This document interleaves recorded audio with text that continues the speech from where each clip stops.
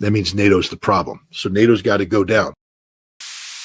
With Europe, we've got to get them. Look, Trump, there's movement. I don't know if it's going to reach manifestation yet, but there's movement to get the United States to buy controlling interests in the destroyed Nord Stream pipelines, to get that back up and running, so that when gas comes in, which is essential for European economic recovery, it just isn't going to happen without Russian gas. That's a truism. When it starts flowing, that the United States is a player there, so that we have a say in this, that it's not totally subordinated to Russian interests. It's the United States and Russia coming together, working on joint economic interests to ensure that the focus of security in the Europe going forward is premised on stable economic relations and not a flawed, archaic, antiquated military alliance that has no reason to exist anymore. The approach taken by the Europeans, this military approach, if your security guarantee is premised on military, all that guarantees is that there will be war, future war. And so Trump is tearing down the edifice that insists that there needs to be military forces involved in security arrangements, and re-educating Europe on the reality that no, it will be about the stupid. Trump is looking for economic relations because economic relations engender stability. And in order to continue and sustain economic relations, you have to have stability, political, economic. Right now, Europe defines its relationship with Russia through NATO. That means NATO's the problem. So NATO's got to go down. Europe also has Russophobic leaders who have come to political prominence because of a hostile stance towards Russia. They've got to go. They've got to be eliminated. They have to be replaced with people who say, not only do we need sound economic stuff, we need to de-emphasize the military and re-emphasize economic interaction with Russia. That's the strategic vision of Donald Trump, and that's the direction he's taking it. And I hope everybody can agree that that's a good thing. That peace and stability, that working in cooperation with Russia, not in confrontation, is the best direction that we can go in. And that seems to be the direction that Donald Trump's going in. And I just have to tell you, if you're not on board this train, it's not just that you're going to be left behind. Donald Trump's going to turn the train around and run you over. He will not brook anybody opposing this, because this is about existential questions of survivability for the United States. So get on board or die. That's pretty much my message to people. Trump isn't going to say so bluntly yet. So now that we've simplified it, Zelensky is the enemy of America. Ukraine is the enemy of America.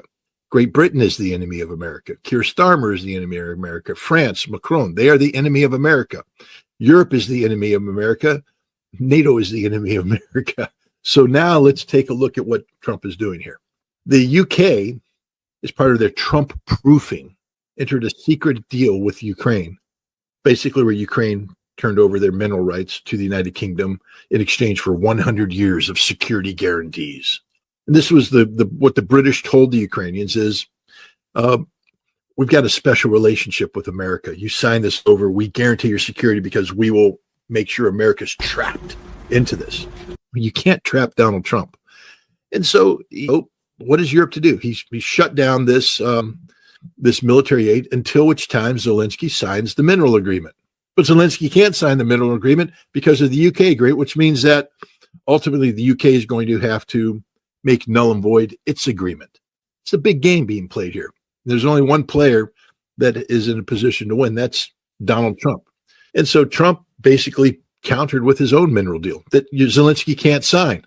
That's what's going on here. Zelensky can't admit that he sold everything to the British, but he can't sign that agreement too. And Trump's calling him out. And in the process, he's calling out Great Britain. And in the process, he's calling out NATO. He's basically saying, you are my enemy. You're my stated enemy. Keir Starmer, you have went behind my back to have a secret deal with Ukraine designed to trap me, the president of the United States. You can't trap me. I've trapped you. He's turned the tables on them. Europe, NATO, Ukraine have decided to go to war against America. Literally, a war that could take us down the path towards a nuclear conflict. Donald Trump's in the business of making America great again. That's his stated policy. This isn't about just Ukraine. This is about the British government realizing that they are throwing away a special relationship, that Donald Trump is going to shut them down instantly. You can't bribe Trump with a meeting to, a state visit to the king. I mean, okay, you're Donald Trump. Keir Starmer comes and says, here's an envelope. It's so special. It's from the king. The king wants to invite you for a state visit. It's really a unique honor.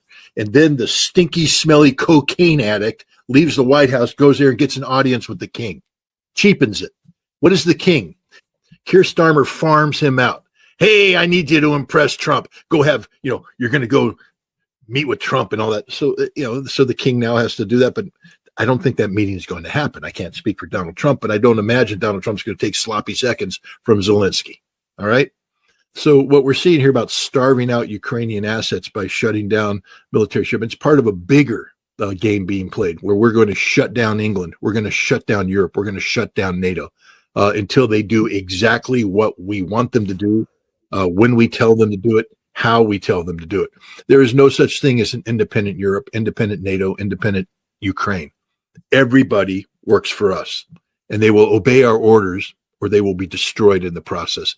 That's the signal that's being sent here by Donald Trump. This isn't just about shutting off the spigot for Ukraine weapons. This is about the United States telling Europe, NATO, Ukraine, either you line up, when I say with us, I mean behind us, because I'm the leader, you will follow me, and we're taking you to a path of peace with Russia, or I destroy you.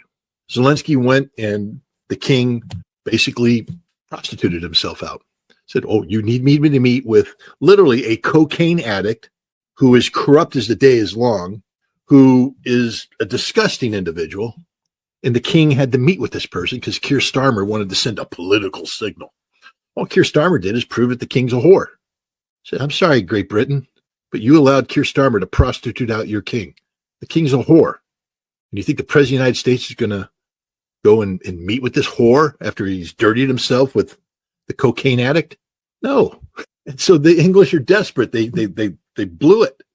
And now Keir Starmer's stuck with the fact that he has a secret 100-year deal with Zelensky that's going to have to be canceled.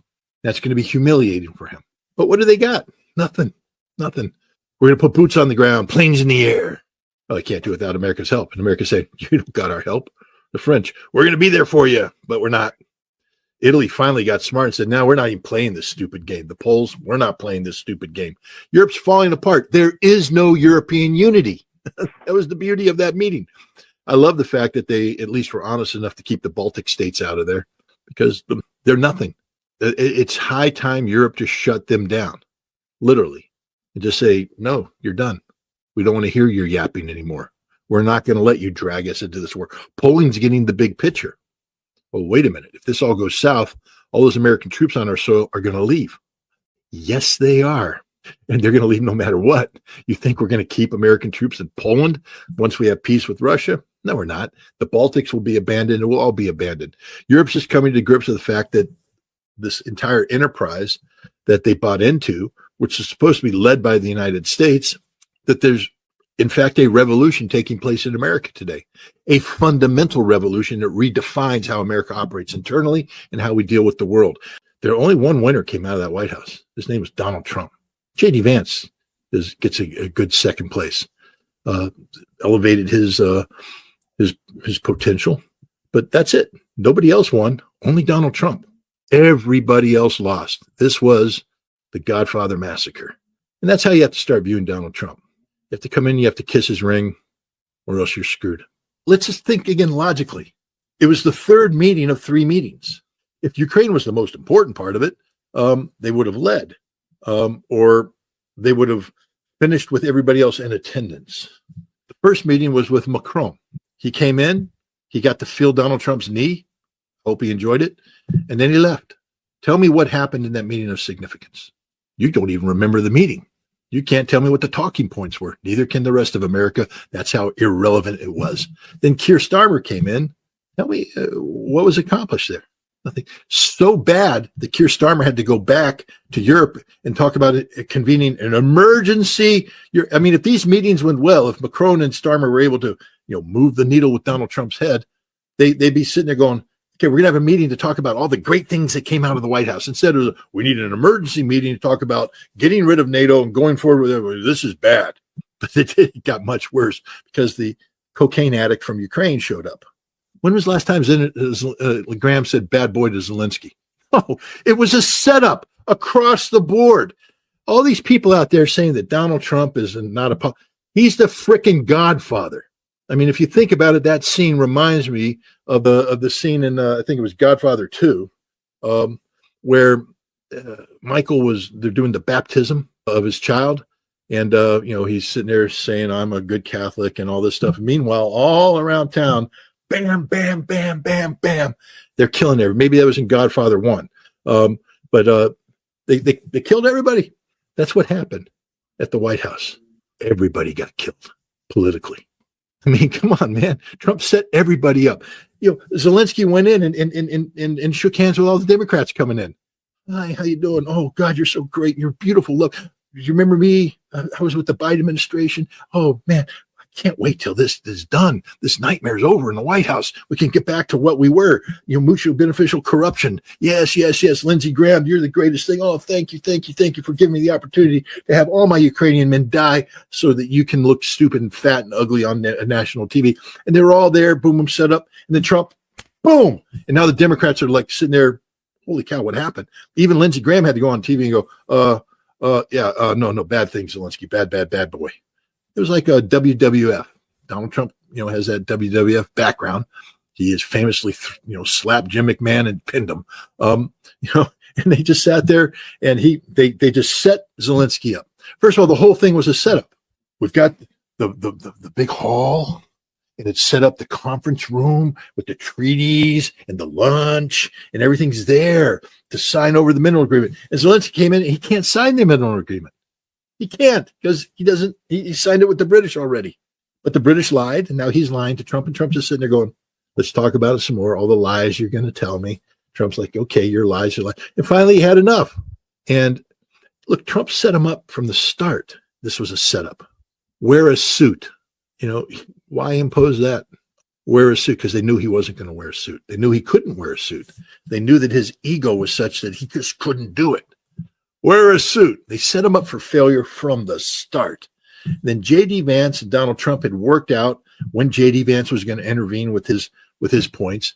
And so Trump was like, just waiting for the opportunity. No, boom, boom, boom, boom, boom, boom, boom, boom. Tag off Vance, bam, bam, bam. Trump, boom, slap, bitch, slap, boom, out, gone, finished, done. It was a setup, an ambush. But it wasn't about Ukraine. It was an ambush for Europe, an ambush for the Democrats, an ambush for Lindsey Graham. And NATO sees the writing on the wall. Look at the panic in Poland right now. Because Poland's looking around going, he's going to pull out of NATO. The first step is he's going to pull the troops out of the Baltics. Then he's going to pull troops out of Germany. Well, what's he going to do with the troops in Poland? How's he going to sustain it? Because the last time I checked, Polish sustainability went through the port of Hamburg. That's in Germany. The Poles are in a panic right now because they need Fifth Corps forward. They need that brigade. They need that division of American troops that's allocated to Poland. They built their whole military system around that. And if Trump pulls the plug, as he's going to do, one of the underreported stories is that the United States has shut down Alexandroupolis, I think it was, the port in Greece that we use to transit all of our equipment into the southern flank of NATO, to Romania, to Bulgaria. Every time we did the exercises there, that was the port that we went into, and we shut it down. Why? We're pulling out of Europe. And when we leave Europe, we have to leave a Europe that is stable. The European Union, he's already said, they're the enemy of America.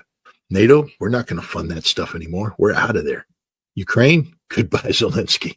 He's not going to enter a deal to help salvage Ukraine and help salvage Europe. I told you what his focus on this mineral deal with Ukraine is to humiliate the British, because there can't be a mineral deal with Ukraine as long as there's a secret deal between Ukraine and Great Britain. So one of Donald Trump's efforts here by looking at Ukraine isn't to create a lasting peace based upon economic stability, et cetera. That could happen later. It's to tear down Zelensky, this corrupt Ukrainian edifice, and those who sustain it, the British, European Union, NATO. Macron, I'd love to have been privy to some of this stuff because, Trump basically, Macron came in, Macron left, and nothing happened. No agreements, no nothing. When I look at MAGA, is there an E in there? It's Make America Great Again, not make Europe great again, not make Europe relevant again. And then we also have to focus on the fact that I just told you. Didn't you hear me when I said that Europe's the enemy, that NATO's the enemy, that Ukraine's the enemy? Do you really go out of your way to make good deals for your enemy? So if you think what's going on right now is about Donald Trump positioning to maintain the status quo in Europe, you're wrong. It's a revolution, baby. It's all going down. You have to start all over. There has to be a fresh start. And so there's going to be some ugliness beforehand. Now, Trump, politically, you can't just come out and say what I'm saying, but it's painfully obvious. But when you look at it, and again, I just remind you, J.D. Vance, highlighted the fact that, Zelensky campaigned against Donald Trump. I don't know what they told Starmer, but I know that twice Donald Trump interrupted Starmer in humiliating fashion when they met. Once he asked, can you beat the Russians? You, England, you can't even fill Wembley Stadium, and you're going to beat the Russians? And then the other time when Starmer started to talk about Canada and the special, he said, he shut him up. That's enough. That's enough. Trump wasn't going to listen to any of that garbage because we don't care about these people. The Finnish president is Scott Ritter at 63, saying that he's going to find the conditions under which he can play for the Miami Dolphins. Isn't going to happen. And the Dolphins aren't wasting any time talking about it, nor should anybody else. But because some stupid media personality decided to have an interview, they pretend it's real. It's not real. It's not real. Literally, that doesn't put pressure on Trump at all. The Finnish president putting pressure on Donald Trump? Listen to what you're saying. That man doesn't move the needle at all. And listen to who was questioning him. And what it was CNN, Christiane Amanpour, the poster lady of corrupt establishment media politics. So she was there talking to the most ineffective, irrelevant European politician imaginable. Trump doesn't even know who his name is. Trump doesn't wake up in the morning and go, well, I wonder what the hell the Finnish president's thinking today. Holy cow. JD Vance, come in here, man. You got to hold my hand. Hold my hand, JD. It's bad. The Finnish president said something about a de facto NATO. What does that mean, de facto NATO membership? JD, help me out. Marco Rubio, come in. We got to have a little seance here, guys. We got to help ourselves because the Finnish president wants de facto NATO membership. No one cares. No one's listening to what he says. It will never be brought up. That's how irrelevant he is. When that Finnish president sits down at the table with the Europeans, if he's ever invited, they don't listen to him. He's not a player. What does Finland bring to the problem? An economy? Nope. A military? Nope. That's it. They only listen to the British, the French, the Germans, and the Italians. That's it. Nobody else matters. This is Christine Amanpour and CNN scratching for their moment, but it's not a moment because no one cares. Trump's playing a completely different game. And the British and the French can't agree on anything. The Italians just said, hell no. The Germans are confused. That's it. Even the Poles who have American troops on there are trying to raise their hands going, I'm relevant. I'm relevant. No one cares because you're not relevant. This is the reality. So we shouldn't really we spent far too much time talking about this Finnish president. No one cares about him because no one cares about Finland. Finland is irrelevant. They're not a player. They don't move the needle at all. Hell, they had to shut down their power generation because it got too expensive to even burn wood. Now, if you're in a nation where it's too expensive to even burn wood, you think anybody really gives a rat's ass about what you think about anything? What does this guy think he is? That he sits there and says that's like me. I don't know. I'm going to go to the Miami. I always wanted to play football for the Miami Dolphins. Never could. Never good enough. Barely could play Division III football in college, and only because the coach liked me. Other than that, I was too slow, couldn't advance the ball. I mean, you name it, I didn't bring anything to the table except attitude. But I want to play football for the Miami Dolphins. So I go out to the training camp, and they go, you're not coming in. Why not? Well, first of all, you run a 4.9 40. That ain't going to get you in the door. You're not on the team. You're not even going to come on the field. Get out of here. Then I go to the media in Miami. They say, Scott, yes, Scott Ritter wants to play for the Miami Dolphins. Miami Dolphins are going, no, he doesn't. Why are you talking to him? He's irrelevant. But I'm suddenly out there telling people I'm going to be the follow-on to Dan Marino. If you just get me on the field, I can do the job that Dan Marino did. Just give me a chance. The Dolphins are like, why is anybody interviewing him and talking to him? You see how irrelevant I am when it comes to the Miami Dolphins? It doesn't matter what I want, the fantasies I have in my head, all that stuff. I'm never going to play, and they know it. They're not even going to entertain the idea of talking to me about it, especially at 63 years of age with knees that don't work anymore. That's the Finnish equivalent. Europe's got nothing going for it. I mean, don't you understand how stupid Starmer sounds when he says, we're going to put boots on the ground and planes in the air? No, you're not. No, you're not. You don't have the ability to do that, which is then backed up by the fact that he turns around and says, but we need America help doing it. No, it's not America helping me. You need America to do it for you. I mean, you've got nothing. And Europe doesn't have the ability to build a European army or a European security infrastructure, which means it's going to come down to these nations are going to have to make individual peace with Russia, which is the way it should always be. And Finland's going to have to wake up to the fact that they screwed up. The French, they've got nothing. What troops are they going to deploy? In order to get a regiment up to speed, you're going to have to cannibalize other regiments because none of your regiments are ready to go on their own. In high-intensity conflict, that means logistics. That's the whole name of the game. None of these people can do logistics. Only we can do logistics. America, we're it. And we don't want to play that game anymore. Donald Trump's never going to forgive England for what they did, nor should he.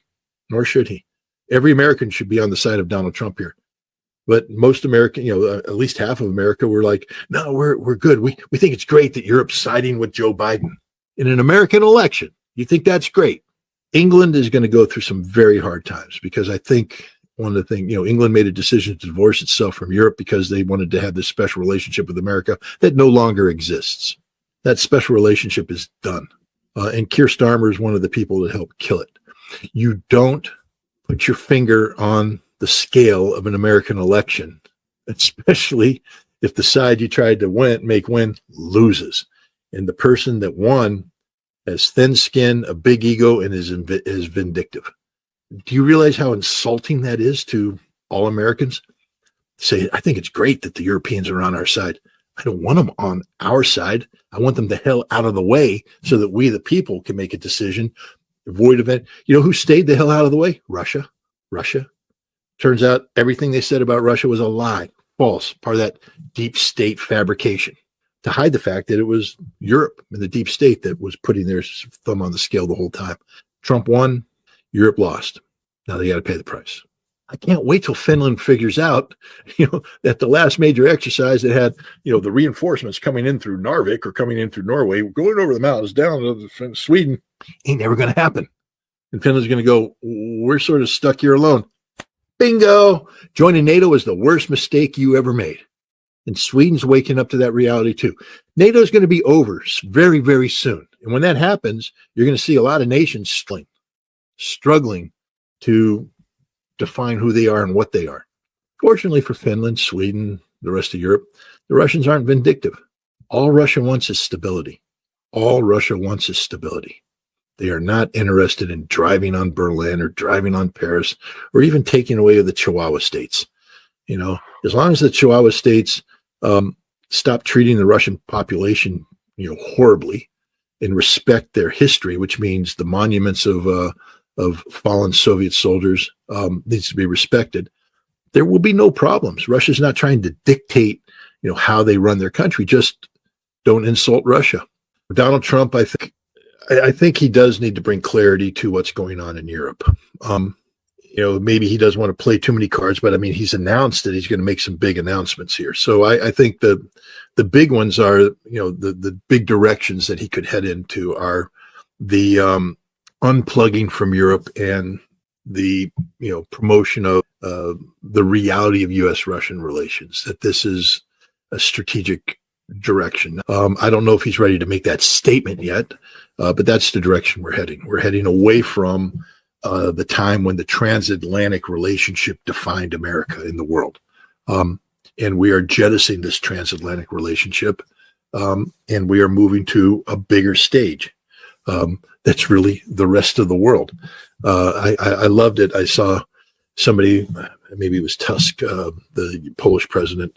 I can't believe that 500 million people are looking to 300 million people to help them defend themselves against 140 million people, meaning 500 million, the population of Europe, and the 300 million, that's America, and the 140 million is Russia. And that's his focus.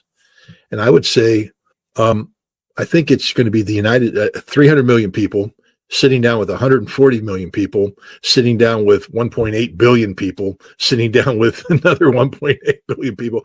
And suddenly the math of Europe doesn't matter anymore that you've made. First of all, you can't speak of 500 million Europeans. That implies singularity. There is no singularity.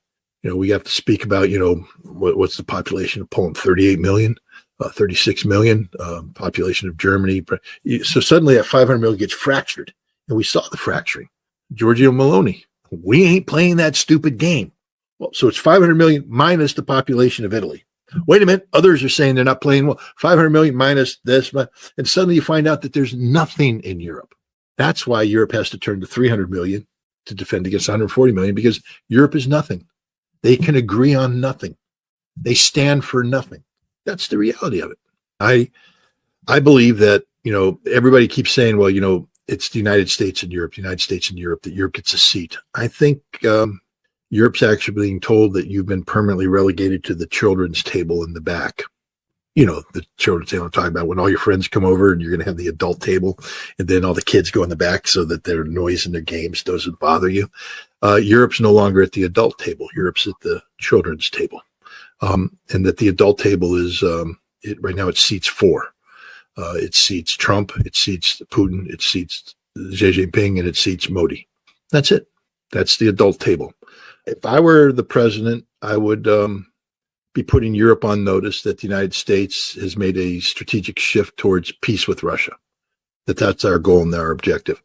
And then I would say that the United States, from this peace, we will then move towards, we are going to be pivoting towards the Pacific, and the question of China and how we can learn to peacefully coexist with China. That would be the ideal.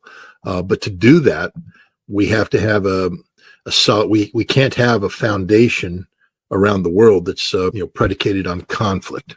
So the conflict between Europe and Russia has to come to an end. The conflicts in the Middle East have to come to an end. The most important mineral deal is the one that he's going to sign with Russia, because the Ukrainian one, we can't put a figure on it. 350 billion, 500 billion, 100 billion. We don't know. The Russians, they know. Over 7 trillion. And when the United States gets involved in a $7 trillion joint venture with the Russians, that pretty much means that Russia's not going to screw that up by reinvading Ukraine or invading Poland. Russia's not going to do that. And the United States isn't, we're not going to be saying, let's overthrow the Russian government now. No, we're making money. It's good business. And that's the direction we're going. And with Europe, we've got to get them. Look, Trump, there's movement. I don't know if it's going to reach manifestation yet, but there's movement to get the United States to buy controlling interests in the destroyed Nord Stream pipelines, to get that back up and running, so that when gas comes in, which is essential for European economic recovery, it just isn't going to happen without Russian gas. That's a truism. When it starts flowing, that the United States is a player there, so that we have a say in this, that it's not totally subordinated to Russian interests. It's the United States and Russia coming together, working on joint economic interests to ensure that the focus of security in the Europe going forward is premised on stable economic relations, and not a flawed, archaic, antiquated military alliance that has no reason to exist anymore. The approach taken by the Europeans, this military approach, if your security guarantee is premised on military, all that guarantees is that there will be war, future war. And so Trump is tearing down the edifice that insists that there needs to be military forces involved in security arrangements, and re-educating Europe on the reality that no, it will be about the stupid. Trump is looking for economic relations because economic relations engender stability. And in order to continue and sustain economic relations, you have to have stability, political, economic. Right now, Europe defines its relationship with Russia through NATO. That means NATO's the problem. So NATO's got to go down. Europe also has Russophobic leaders who have come to political prominence because of a hostile stance towards Russia. They've got to go. They've got to be eliminated. They have to be replaced with people who say, not only do we need sound economic stuff, we need to de-emphasize the military and reemphasize economic interaction with Russia. That's the strategic vision of Donald Trump, and that's the direction he's taking it. And I hope everybody can agree that that's a good thing. The peace and stability, that working in cooperation with Russia, not in confrontation, is the best direction that we can go in. And that seems to be the direction that Donald Trump's going in. And I just have to tell you, if you're not on board this train, it's not just that you're going to be left behind. Donald Trump's going to turn the train around and run you over. He will not brook anybody opposing this, because this is about existential questions of survivability for the United States. So get on board or die. That's pretty much my message to people. Trump isn't going to say so bluntly yet. Trump's killing the establishment, destroying it, not reshaping it, not reshuffling it, destroying it, leveling it down to the foundation and even more. You don't do that with Republicans. So he picked JD, and I said that. I don't know if I said it on your show, but I told everybody straight up, he'll pick JD Vance because this is the MAGA revolution. They were like, no, it's not. It's a blip. Right. We're looking at 12 to 20 years of MAGA control of Washington, D.C. That's what's happening here. When Donald Trump was considering his vice presidential candidates, I think the final three were two governors and J.D. Vance. The two governors were Republican governors. J.D. Vance is MAGA. This is a Make America Great Again revolution that's taking place. Now, if Trump had picked a Republican, that's the end of the revolution, because literally what you just said is all we have to do is wait 4 years and then the establishment would come back in. Marco Rubio wasn't. Marco Rubio, let's be honest. Donald Trump took $100 million from Miriam Adelson, and that was supposed to buy Marco Rubio as the vice president. And Trump said, that's just not going to happen. And so Miriam said, well, he has to be in somewhere. And so he's in as Secretary of State.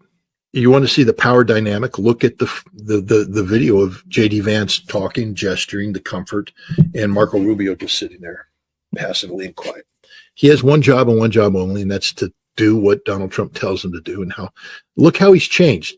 Is this really the same Marco Rubio that we saw a year ago talking about Russia? Vladimir Putin is an evil dictator, a brutal dictator. Russia can't be trusted. Today it's like, no, we're going to sit down. We're going to have good relations with the Russians. We're going to do this. We're normalizing relations. I mean, Marco Rubio just said, okay, I'm going to do my job. Donald Trump sent the signal. He's not about military confrontation. He's about economic cooperation. And that's the direction that we're heading. And Marco Rubio is going to be the compliant tool to make it happen. And in 2 years, when Marco Rubio becomes fed up with it, either he has to conform totally, or he's going to be like, then he's going to pop out. Then Marco Rubio, because he'll become like Nikki Haley, who made it to the ambassadorship of the United Nations and then left and then spent 2 years stabbing Donald Trump in the back, campaigning against him. And Marco Rubio will come out, pull up Mike Pompeo or, a John Bolton. We were against it the whole time. This is bad policy. This was stupid. I can't believe it. Meanwhile, J.D. Vance and Donald Trump are going to crush him. And they'll roll into 2028, and J.D. Vance will be the presidential candidate, and he's going to win. That's 4 years. He's going to pick a brilliant vice presidential candidate. Maybe that person's name is Tulsi Gabbard, and then Tulsi Gabbard will be the president, and that's 20 years.